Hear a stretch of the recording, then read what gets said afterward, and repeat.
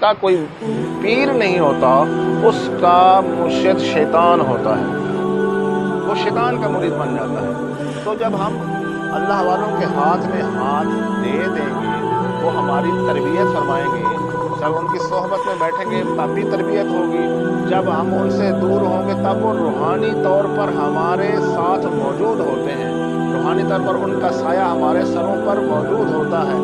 یہ مختلف واقعات سے یہ ثابت ہے، جو اللہ والے جو نا اپنے مرید کے سر پر موجود ہوتے ہیں، اور ان کی ہر مشکل میں جس وقت شیطان اپنی پوری کوشش میں ہوتا ہے کہ اس کا ایمان کھینچ لوں، اس کا ایمان ضبط کر لوں، اسے گمراہ کر دوں، آخری وقت میں اس کو کلمہ نہ پڑھنے دوں، تو اس وقت یہ مرشد کی ذات ہوتی ہے جو اس کو شیطان سے بچاتی ہے۔ میرے دوستو، حضرت اللہ رحمہ پاک نے فرمایا کہ 4 شرطیں ہونا لازمی ہیں۔ 4 شرطیں بتا رہے ہیں۔ میں ایک بزرگ کے پاس گیا تھا، ان کی 100 سال سے زیادہ عمر ہے۔ میں نے پوچھا ان سے کہ حضور یہ تو بتائیں کہ اب پیر کس طرح کا ہونا چاہیے جس کے ہاتھ میں ہاتھ دے؟ میں نے کہا کہ آج کے دور میں جو 5 وقت باجماعت نماز پڑھ رہا ہے اور پیری مریدی کر رہا ہے، اس کے ہاتھ میں ہاتھ دے دو، اللہ کا ولی ہے۔ کیونکہ آج کے دور میں تو نمازیں چھوٹ رہی ہیں، نماز کوئی نہیں پڑھتا، جو 5 وقت نماز قائم کر لیتا ہے اس کے ہاتھ میں ہاتھ دے دو۔ کیا دیکھنا چاہتے ہو؟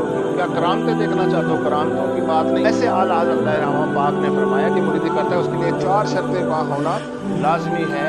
ایک تو اس کا عقیدہ ٹھیک ہو، رافضی نہ ہو، خارجی نہ ہو، بد مذہب نہ ہو، اہل سنت کا عقیدے پر ہو اور سختی سے کاربند ہو، ڈھیلا ڈالا عقیدہ نہ ہو، کبھی کا عقیدہ اپنا لیا کبھی ان کے ساتھ مل گیا، اس طرح کا نہ ہو، عقیدہ اس کا اہل سنت کا ہو۔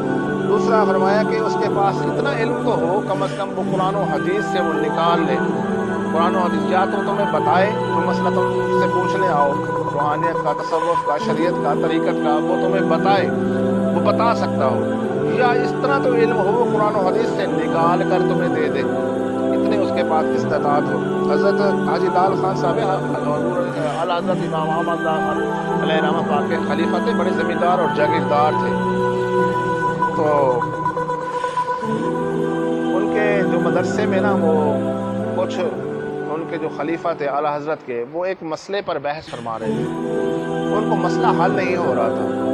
تو حاجی لال صاحب بیٹھے تھے، اللہ کر رہے تھے، ساتھ بیٹھے تھے، تو انہوں نے کہا کیا مسئلہ ہے؟ انہوں نے کہا تو یہ مسئلہ ہمیں درپیش ہو رہا ہے، یہ فتویٰ ہمیں چاہیے لوگوں کو، تو ہمیں یہ مل نہیں رہا، اس کا حل نہیں مل رہا۔ تو حاجی لال صاحب نے کہا جائیں فتاویٰ رضیہ کی 4 جلد لے آئیں، اس میں یہ مسئلہ اعلیٰ حضرت نے درج کیا ہوا ہے۔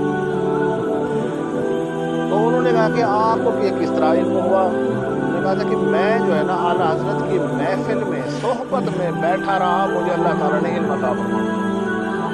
یہ ان کی صحبت میں علم کیسے آتا ہے؟ یا تو اللہ والوں کی صحبت میں بیٹھنے سے یہ نہیں کہ ایک ہی دفعہ میں تو عالم نہیں بن جاتا، روزانہ بیٹھیں گے، کچھ دین کی بات ملے گی، شریعت کی بات ملے گی، طریقت کی بات ملے گی، روزانہ کرتے کرتے آپ کو ایسے علم پورا اللہ تبارک و تعالیٰ عطا فرما دے گا۔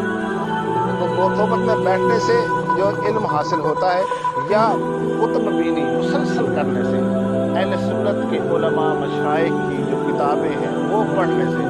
آج کل تو کوئی نہیں پڑھتا، کتابوں سے کوسوں دور ہو گئے ہیں۔ پھر علماء مشائخ نے بھی کیا کیا ہے کہ لوگ موبائل کی طرف چلے گئے تو موبائل میں PDF کی کتابیں ڈال دی ہیں، اپنے مشائخ کی کتابیں ہمارے PDF میں موبائل میں بھی موجود ہوتی ہیں، وہ اس کا ایک صفحہ پڑھ لیا کرو۔ علماء مشائخ فرماتے ہیں کہ چلو روزانہ اور نہ تو زیادہ سے زیادہ 3 صفحے اہل سنت کے کسی عالم کی پڑھ لو، انشاءاللہ تعالیٰ کچھ عرصے بعد تم دیکھو گے دین کا کافی علم تم حاصل کر لو گے۔ تو میرے دوستو، یہ کتب بینی سے اور علماء یا مشائخ کی صحبت میں بیٹھنے سے یہ علم حاصل ہوتا ہے، اس کے بغیر علم حاصل نہیں ہوتا۔